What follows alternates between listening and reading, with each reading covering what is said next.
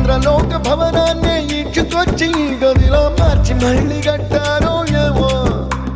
మాయజాలము తెలుసు మంత్రగారడి తెలుసు రెంటి కన్న ఇది ఇంకోటేమో నీలాకాశం నేలాకొస్తే ఇట్టాగే ఉంటాదో ఏమో ఈ సంతోషం దాచాలంటే హృదయాలు ఓ వంద కావాలేమో ఇంతందంగా ఉంటుందా ఈ లోకం